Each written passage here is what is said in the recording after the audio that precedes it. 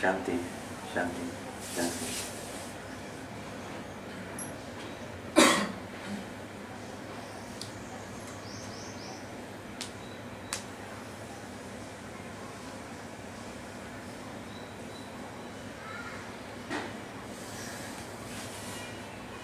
Welcome.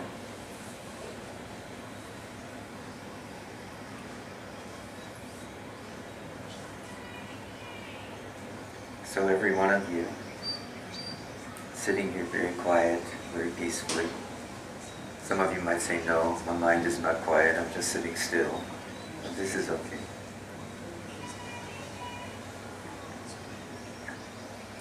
In this moment, you have this feeling. I am here. Yes, everyone has this feeling right now, in this moment, here, now. You know, I am here. We're not talking about the condition of the I, or the condition of me, or mine. We're simply talking about this here, now-ness of your own experience.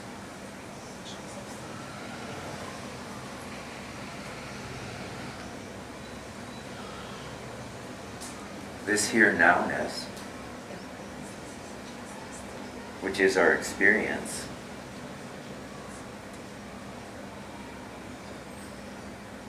never leaves us. But our attention sometimes steps right over it. So if that's happening for you, when I say to you, are you here? Or notice you are aware. Or notice that you are here.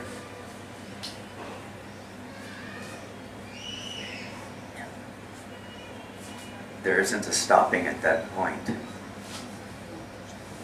but rather the mind goes, and it is hot. So there's some relationship to the body where it says,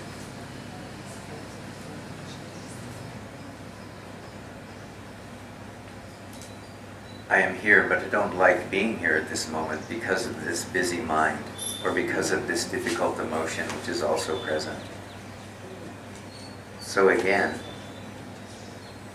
attention has leapt right over the here-ness, the now-ness of your present moment experience, and stepped directly into some content in the mind, some disturbance in the heart, some sensation in the body, some relationship with something that's going on in the environment around us, whether it's the noise or the heat or the noise of the fan or whatever it is. There's just this immediate stepping over. And the reason it's so immediate, and the reason we don't notice it, is because this has become the habitual way that we relate to everything around us. We don't relate to what's in us as the source. We simply relate to whatever object is present in body, mind, or world. And then we say, I. And we make the assumption that this experience in body, mind, or world, emotion, is who I am. This is me.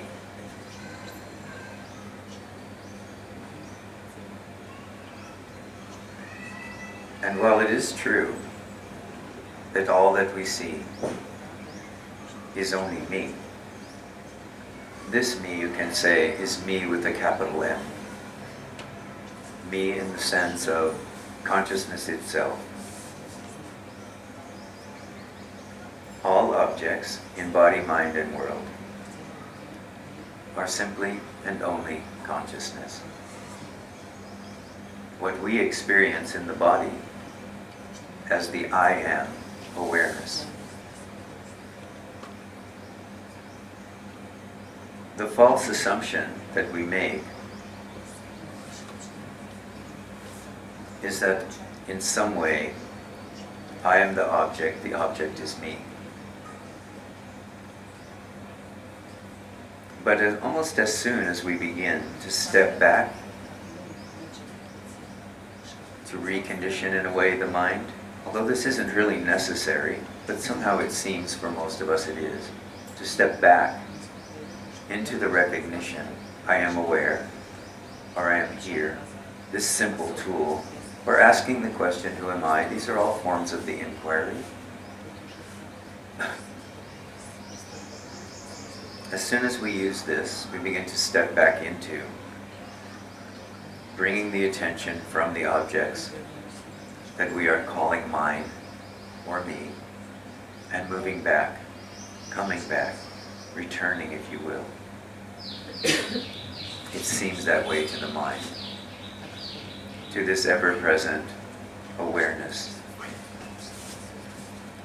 which is how we experience consciousness in its individual form.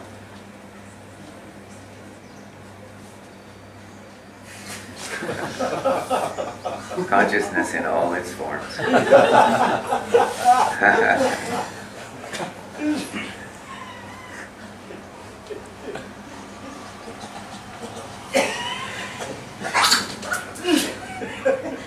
The pleasure ends so quickly, doesn't it?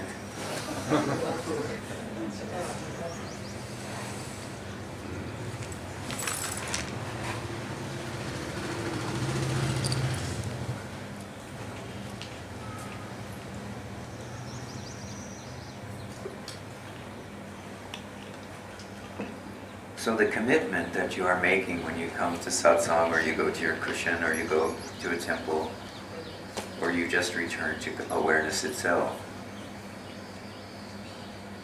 is that in some way you have recognized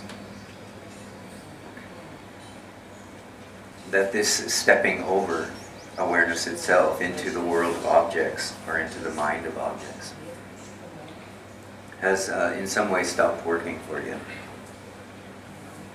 So you've tried many, many things, maybe many practices, but certainly many experiences throughout life, and come to realize that these experiences, in the final analysis, are empty of any true happiness. And this is where the search begins.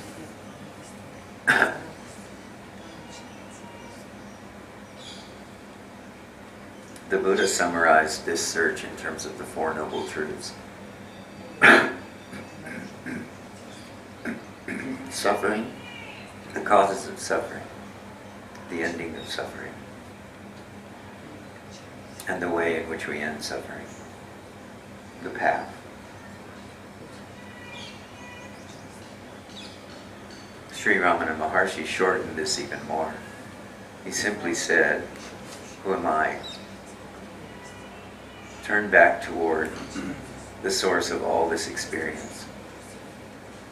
Begin to notice how quickly you'll step out into an object, into a situation, into a relationship, into an object in the mind, into an emotion, and not notice that you are aware.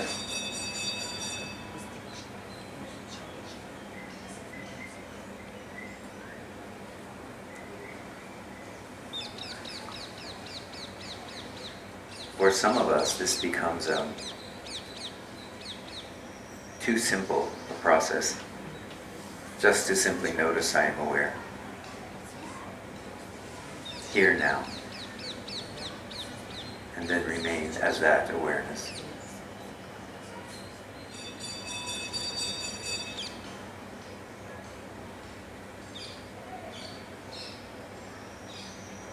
But if you undertake that right now, just recognizing you are here. And now just relax.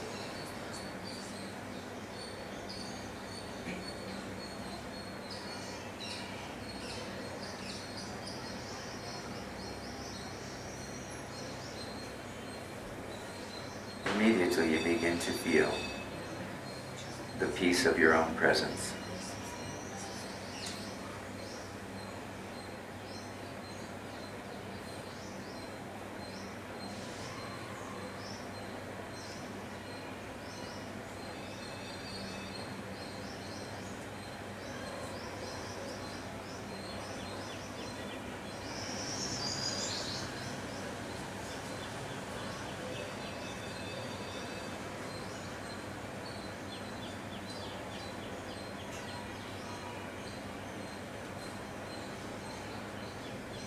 often, as we step into this peace,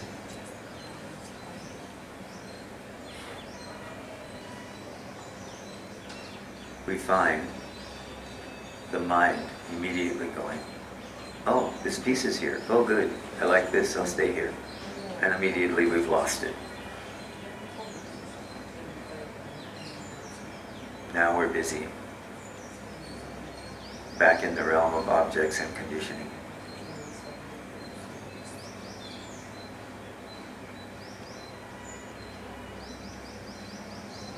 And so I just encourage you to come to this place of knowing yourself to be aware and resting there. With some interest, if you like, about what might unfold in that space. But the less interest you have in what might unfold in that space, the longer you will stay as aware, peaceful, knowing, I am here. And out of this knowing, all of life will unfold for you.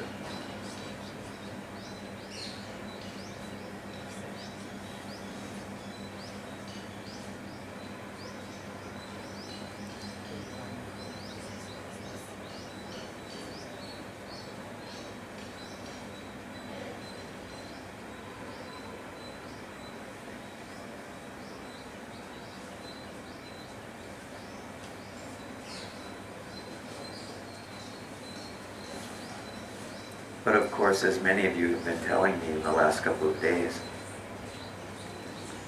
this is a momentary thing for you. It begins to disappear quickly as soon as the mind comes. And sometimes what the mind says is it can't be this simple. This is not enough.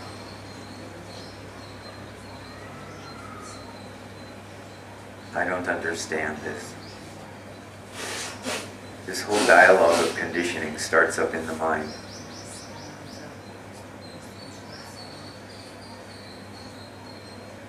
So this is why it's necessary to undertake some effort, but the effort is not to concentrate and strain, resist and push away what is happening.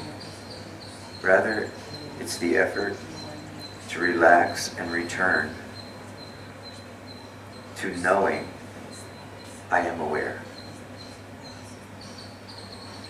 Even what I know I'm aware of seems difficult to the mind, seems difficult to the heart, and so on. If you know you are aware, and you wait there, or you stop there, even in the face of difficulty, and you persist, you will come to understand that it is the holding to the notion, or to the experience, the direct perception, I am aware, that begins to make it easier and easier to let go of whatever the disturbance is in your mind. In the beginning, or your heart, it may not be that you can immediately let go. And so you may have some disturbance which stays with you for a few minutes, or an hour, or a day, or a week. But the more often that you return in the midst of that difficulty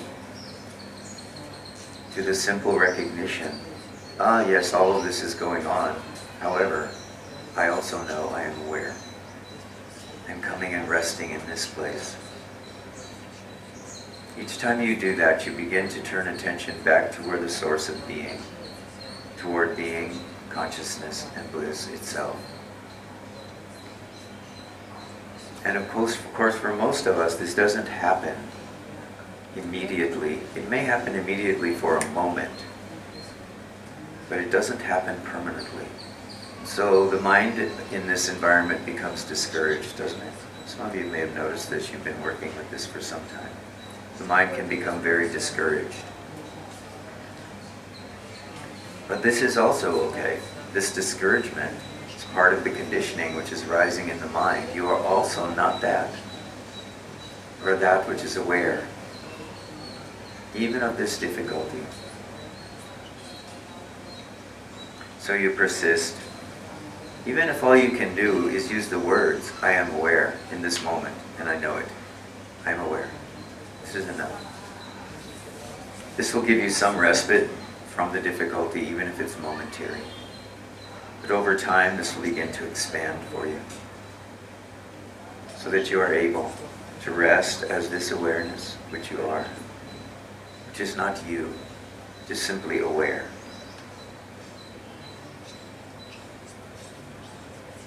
And this peace will start out as a small seed, just by turning to look at it, because it's already there. It's not something you become, it's something you already have. It is fundamental to your nature. So this small seed is there. So every time you turn your attention back to the remembrance, I am aware, or asking the question, who am I, or what is aware, whichever form of the inquiry suits you at that moment, then you can see that you are nurturing this seed. You can usually see this very quickly. And this seed sprouts and begins to grow, and eventually becomes a mighty banyan tree or a mighty oak tree. And when this happens, there's this recognition that life is going on as it always has. But now this piece, which has started as a small seed and grown into a great tree, which is your nature, is now permeating all of the experiences, giving them the space to be as they are.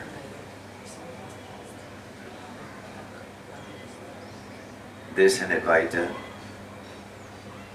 is called Prarabdha Karma, and the great sages have told us, and experience can tell you,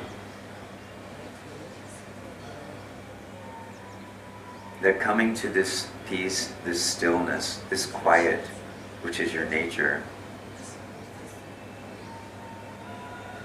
allows the Prarabdha Karma to still be obvious to others around.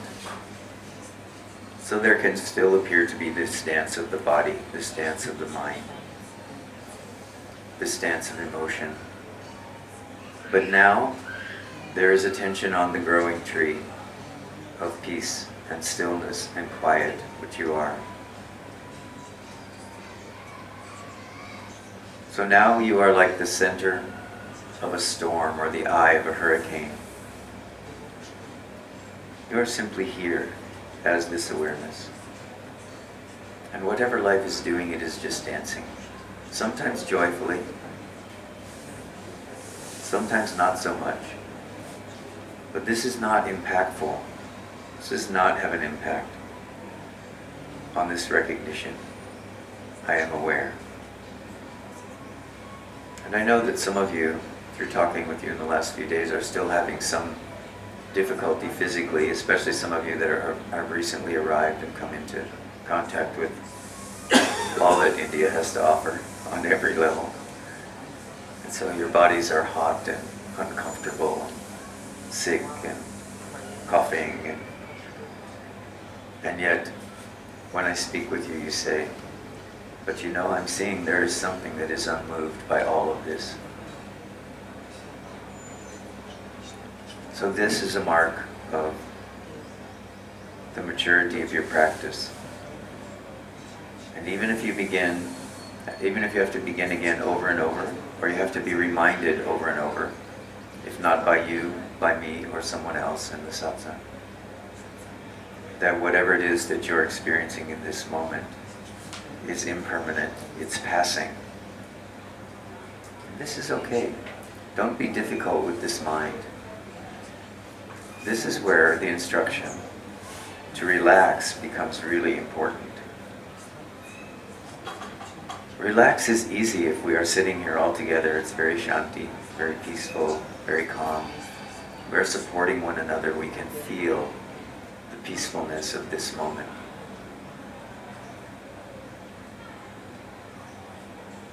But it's more difficult when we leave and we're on our own and we're on the street and something difficult happens, or we go home and we don't feel so well, or we spend a night sitting on the bed unable to lie down because we are sick, or lying down because we are sick but unable to sleep.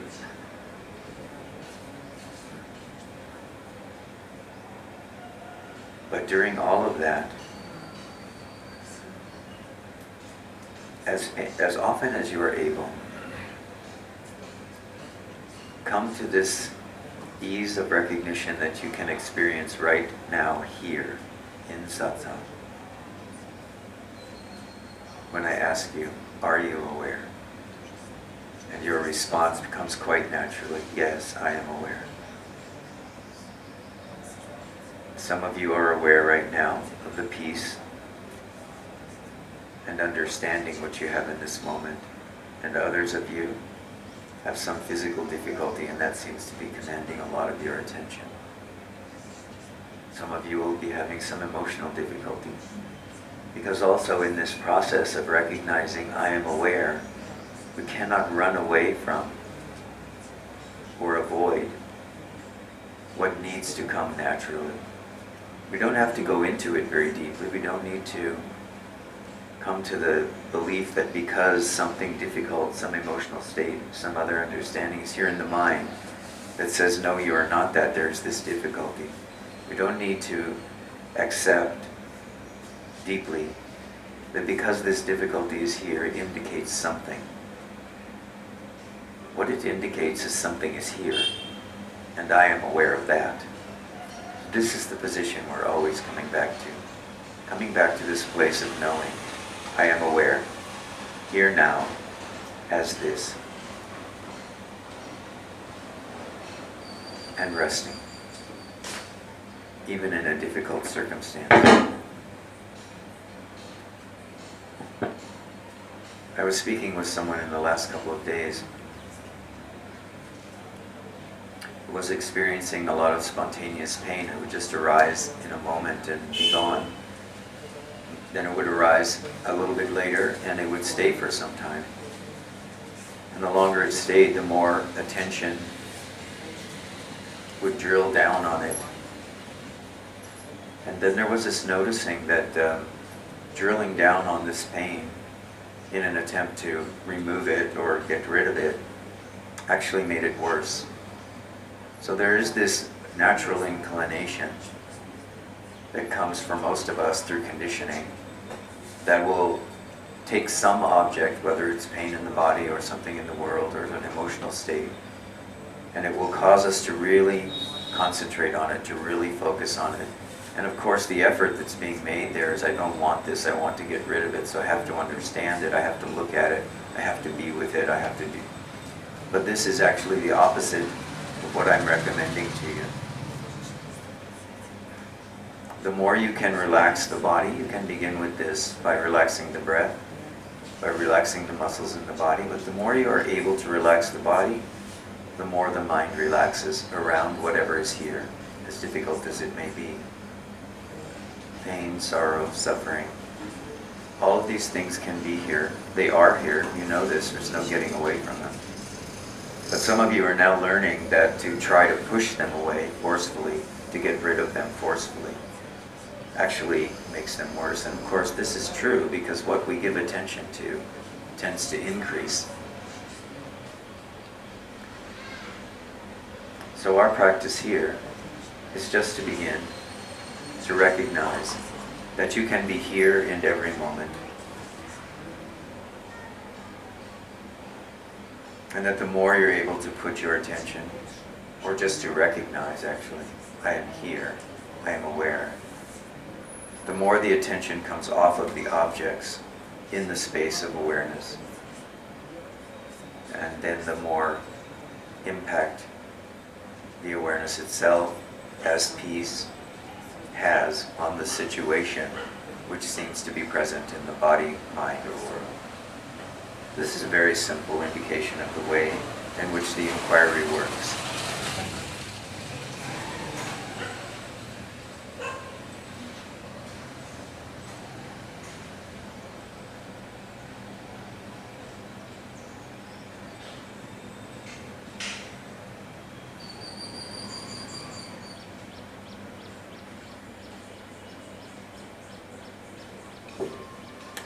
I know that some of you have been here already for a few days, and so you've heard me talk about this in this way or in another way over the last few days.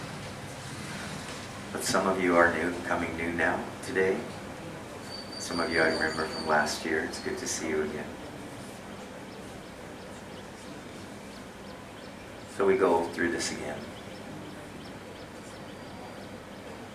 to welcome those that are here for the first time.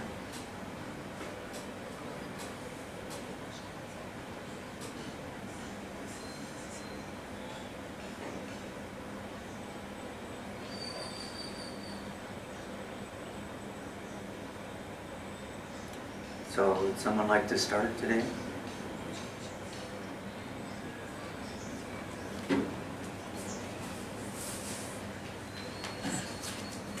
Yes, good.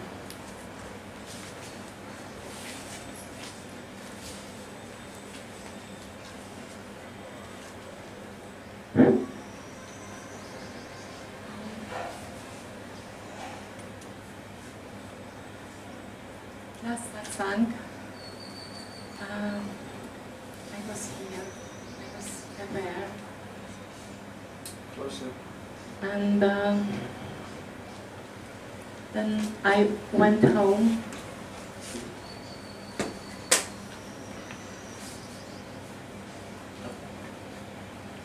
and turned out that my neighbors, Indian local neighbors, goat, small goat, who was 2 days old, is about dying, and he already died, and now the second goat is also dying, and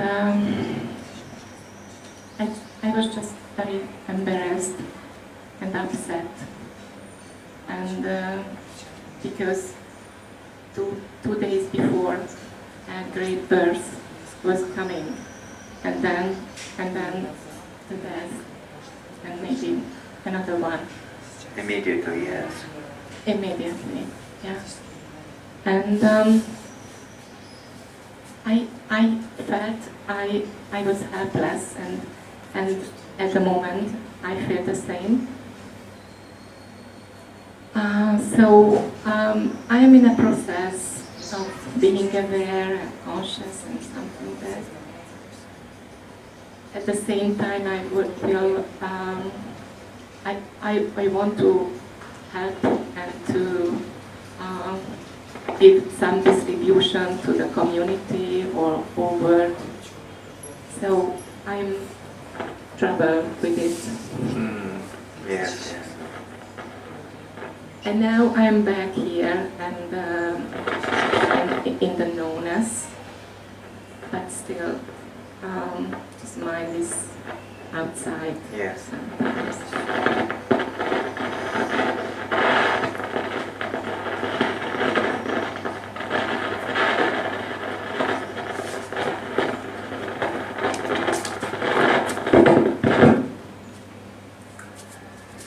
Thank you.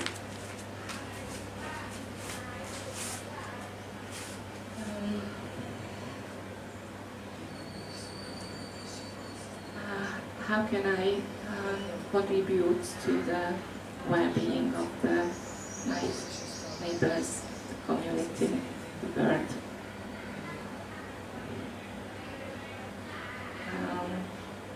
I am here and I'm aware. And is it? How is it? Is it enough? How can I do it? Or how can I not? Yes, yes. And are you feeling this impermanence of life in this moment and what that feels like to you? How quickly things can change from the joy of birth to the sorrow of death. Yeah. Yes, very good. And you are staying aware of this, right? Try to. And what's the deep feeling that you're having because of that? That you want to contribute something? Yes, of course. But I don't know if what is the most effective way how to handle it. The most effective way is to stay as presence itself in the midst of this. You see, when we say we recognize I am aware, we're not preventing ourselves from feeling what you're feeling. This sorrow that can come with life. Likewise, we're also not blocking the joy and the pleasantness that can come with life when that arises.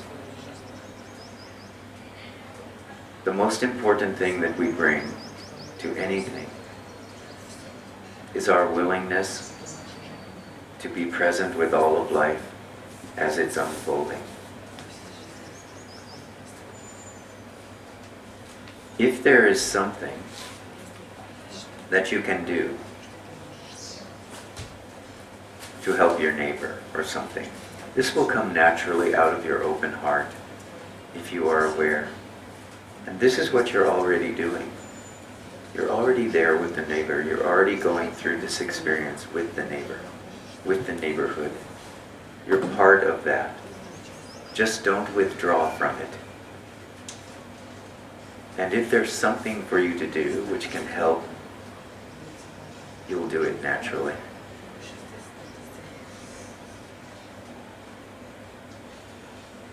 If there isn't anything obvious that you can do to help, just remain present and aware in the circumstances. Because you don't know what you're being asked to do. Your attention, your willingness to remain as awareness itself in every circumstance is a great blessing to the world.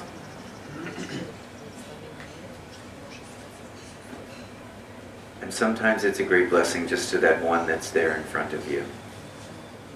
And sometimes in this awareness, there is sorrow, there is tears, eyes are crying. I don't know why, it's like this, it happens. This is also not you, it's just life itself.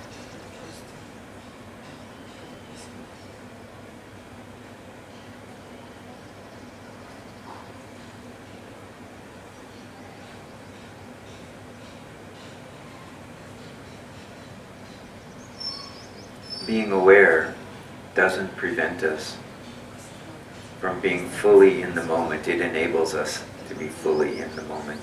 And through that presence, to be of some value, while also remembering all of this is God. All of this is the play of consciousness as it's unfolding. Always now, always now, always now. And we dance in that emptiness.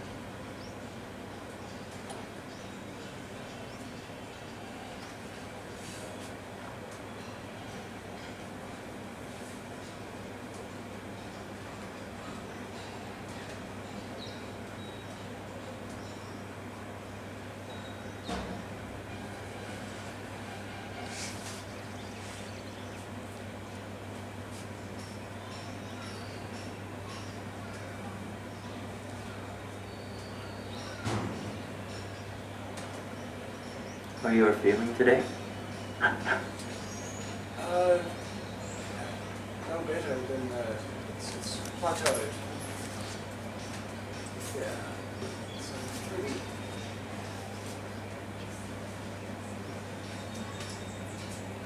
It's a fairly persistent cold. Okay. India breeds the bugs very well. Yes. It's breeding an opportunity for you to stay aware, yeah, for you to know. It's very difficult, right, to go into your usual mental states and so on if you're sick, you know. The tension is staying right directly in the body, yeah.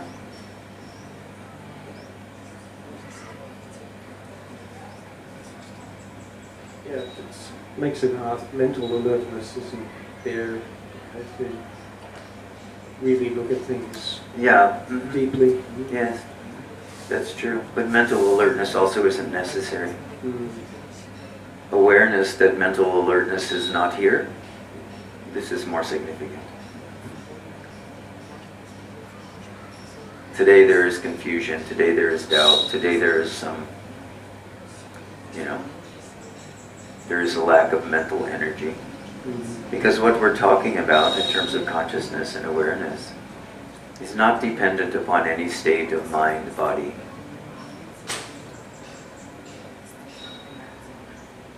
So even we know, today I don't feel very good.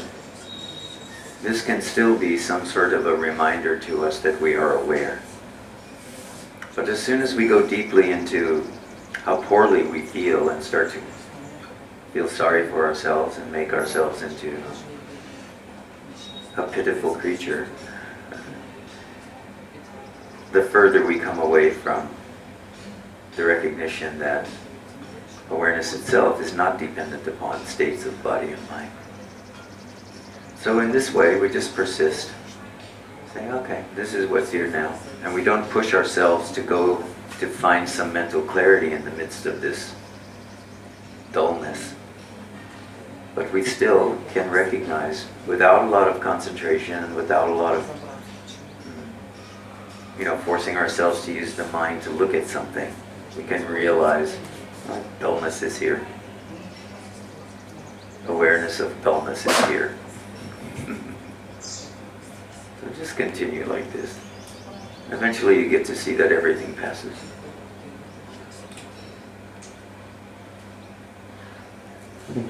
Clarity comes back at some point. And then you can also begin to see that you are aware of clarity, but you are not any more the clarity than you were the dullness. You are the awareness of both. Remember, Bhagavan's teaching is that neither side of the duality is going to, no matter how much we understand it or don't understand it, neither side of the duality is going to create for us this sense of freedom. We have to realize that we are already free. And so we may be looking at one side or the other of the duality, and we may see the attention go from the confusion or the dullness, and we may see it next morning we wake up and say, oh, clarity has returned. We're so happy.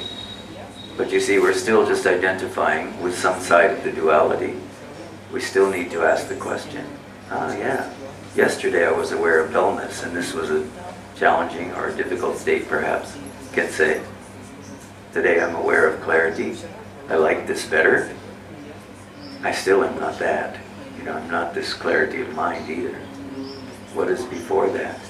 What makes it possible to know dullness and know clarity? Or know anything about life or about experience in all of its phases and stages? This is the dance of awareness in all the different places and providing all of the different opportunities to know that I am here. Through all these body-mind states, through all the experiences of the world, I am here.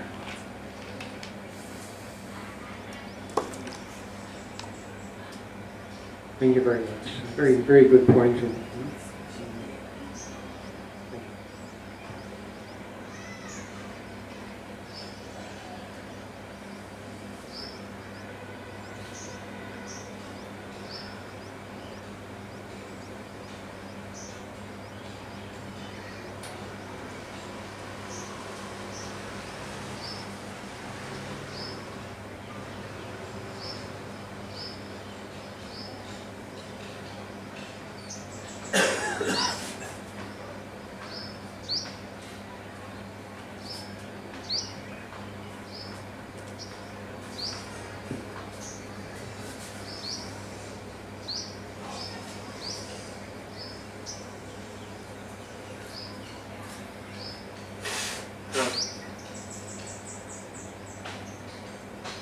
How are you today? You are well today? Yeah, you. Yeah. Good. Things have settled back down for you in the last couple of days? I know you had quite a bit of company last week and so on. Things have settled down? Yeah. It took 1 day. Yes. Good. Very good.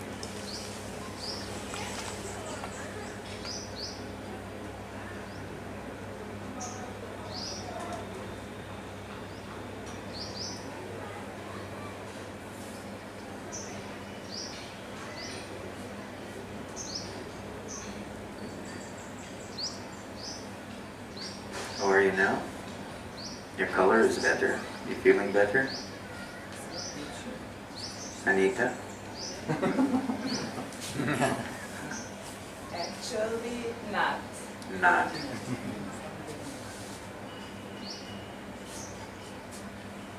For me, be sick is really challenging because my mind starts to say that, come on, it would be so much easier to just travel to the ocean, and maybe feel better and be in a good health. And why am I, dying and feeling so bad in the heart? So my mind always, it's starting saying this when I'm sick. Yes. But I know that tomorrow it will be gone.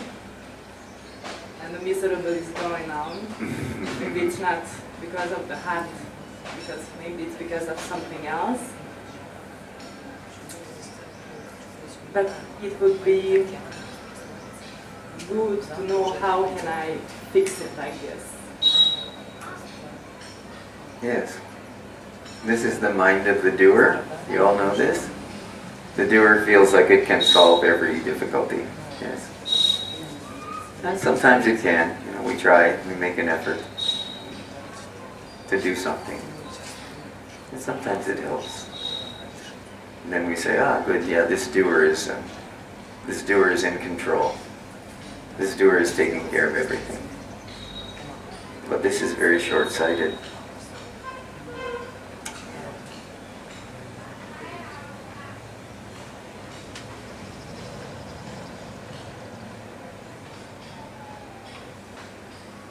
And still some doing may come, You said something to me this morning. I said, yes, go over here to the shop and buy this and take it. Yeah, some doing can happen. But there's no doer who is doing this.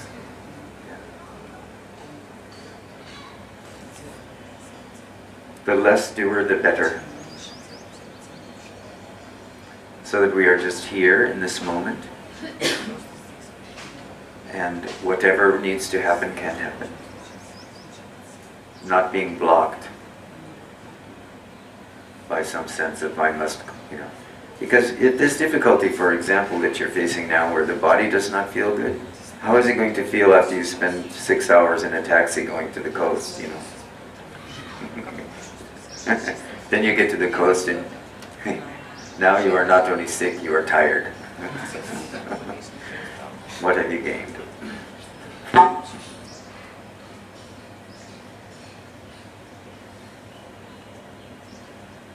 So instead we try, we make some effort, some small effort to return to this consciousness, this awareness which I am. And to stay as this awareness as much as possible, even in the difficulty, even with the fever, knowing that this is the fire of Arunachala, which is burning.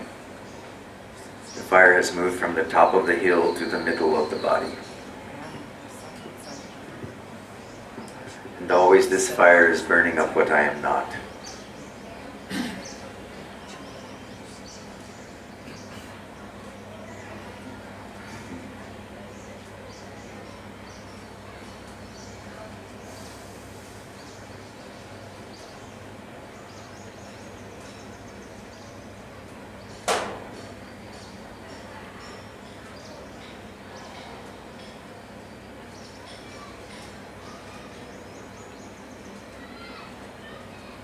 You can fully feel the uncomfortableness of the body. This is fine. This you may not be able to avoid. but the uncomfortableness that comes in the mind while thinking about how uncomfortable the body feels. This just supports these stories that there is a difficulty, there is a problem, I must do something. Reinforces this identity around oneself as the doer.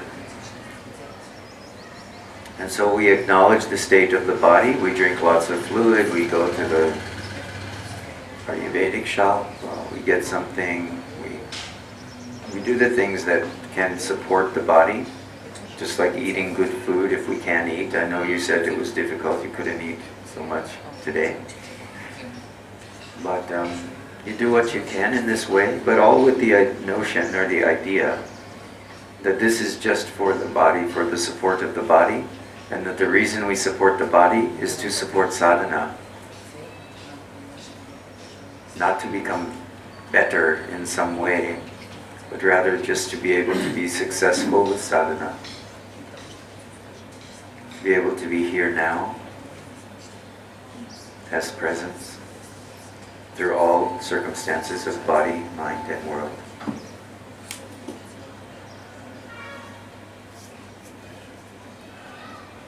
And beyond that, we forget it. Body is burning up. Okay. Stomach is going like this. Okay, all right. Yeah, don't fight with it too much.